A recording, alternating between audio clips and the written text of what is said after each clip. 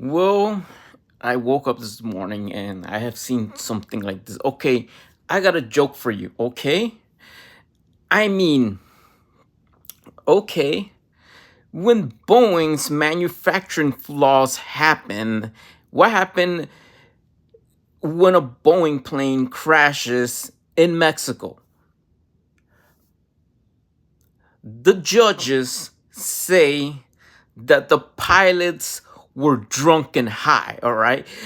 Manufacturing flaws is not that. 2025 and beyond, Boeing's flaws will be drunk and high pilots, that the pilots were drunk and high just to cover Boeing's manufacturing flaws in 2025.